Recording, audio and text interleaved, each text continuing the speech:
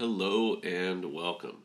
Today we are going to be talking about directories and file structures. You can use that to maximize your efficiency coding in RStudio.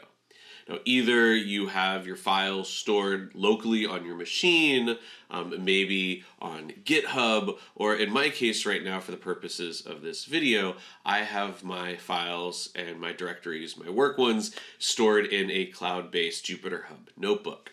So we're going to use that, but once we get into RStudio, how this is applied, with the exception of GitHub, is all more or less going to be the same. What I'd like to do today is work on problem set 2 for a class that I'm teaching. So I'm right now in my home directory. I can click on Fall 22 problem sets, PS2, and here I have everything that is related to that assignment. Got a help file, we got some data that we're going to be working on, and the R Markdown file itself where students are going to be getting instructions and then also completing their answers. You see that there's nothing else in this folder, and if I go back, problem set 1 has its own set of files in a separate folder. Now this is important to really avoid having a junk drawer of everything that you're going to be using to code with.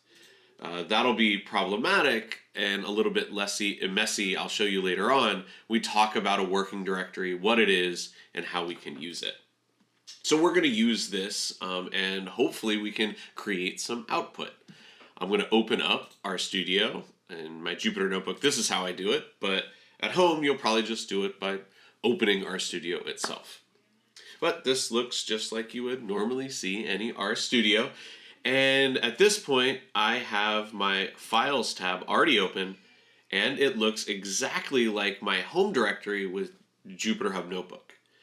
Now, your RStudio is already going to be connected to some home directory, especially if it's locally based.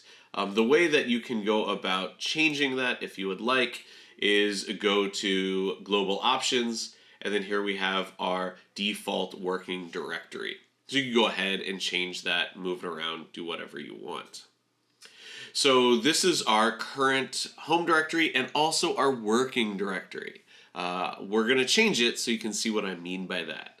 We click on Fall 22 problem sets. We see the same folder structure that we had before. It's looking at my Jupyter Hub, and we see those 3 files.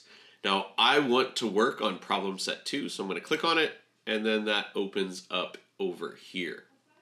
Now this is an assignment in which students have to fill things out. There's some R Markdown formatting, and then answering some basic coding questions. Now at this moment, right now, this is not my working directory. Later on, if we wanted to import files, like for example that childheartsurgery.csv data file, or if we were going to be creating outputs, which we will in this video, those are going to automatically look in our working directory. And we always want that to be the directory that we're actually working in, that has the files that we have, so that we don't lose what we're creating or have to move around a bunch of files later.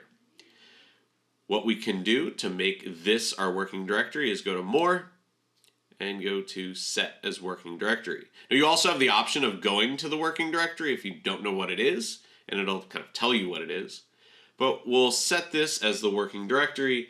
And the nice thing about RStudio is whenever you operate a command in the GUI or the user interface, you can then go down to the console and see exactly what you could have done in order to just write this out in code. In this case, the function is set working directory or set WD. And right here we have that Sadia. That is going to be this is where our home or base directory is, Fall 22 problem sets, PS2. So this is now our working directory. Anything that we just mentioned by name, like childheartsurgery.csv, it's going to look in this folder and find it, and any files that we create. So let's create a file. I haven't done anything with this problem set, but we can go ahead and knit it, which in Markdown is a way of outputting this as either a HTML, as PDF, or Word. I'm going to go ahead and knit to PDF.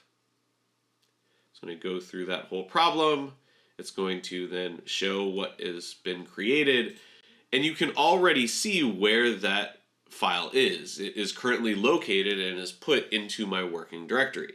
So later on, if I want to turn this in, this is my final assignment, this is where I would look to then download it.